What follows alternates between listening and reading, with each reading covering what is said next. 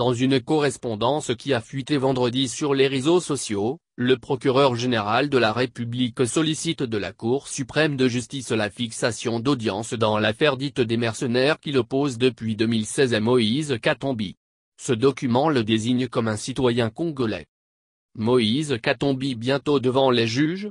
En tout cas, Flori Kabange-Nbi, le procureur général de la République, a saisi, le week-end dernier, la Cour suprême de justice dans ce sens.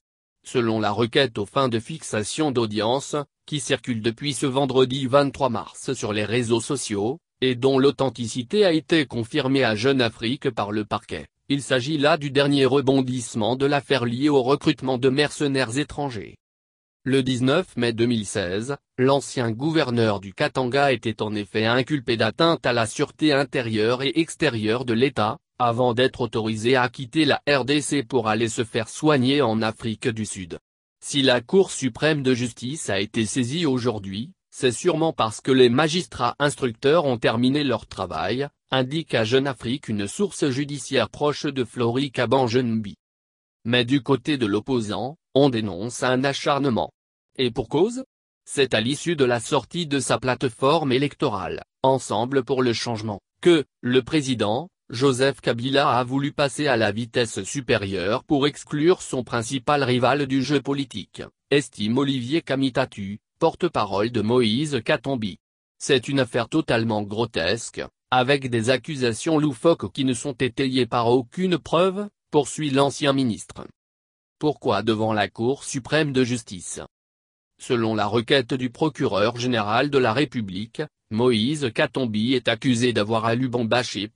Sans préjudice de date précise mais au courant de la période allant de l'année 2014 à l'année 2016, période non couverte par la prescription de l'action publique, lever ou fait lever des troupes armées, engager ou enrôler, fait engager, enrôler des soldats et leur avoir fourni des armes et munitions sans ordre ni autorisation du gouvernement. Notre source au sein du parquet général de justice souligne que l'audience doit être fixée devant la Cour suprême de justice parce que Moïse Katumbi bénéficie probablement du privilège de juridiction, les préventions contre lui remontant en 2014 alors qu'il était encore gouverneur de la riche province du Katanga. Katumbi, justiciable congolais? Poursuivi avec 6 autres accusés dont l'américain Le Hidaril. Moïse Katumbi est identifié dans le document du parquet général de la République comme un sujet congolais. Une précision importante, puisque la nationalité congolaise est exclusive. Or la ville italienne de San Vito dei Normanni avait confirmé à Jeune Afrique jeudi 22 mars que l'opposant avait détenu la nationalité italienne entre 2000 et 2017. Il appartient à M.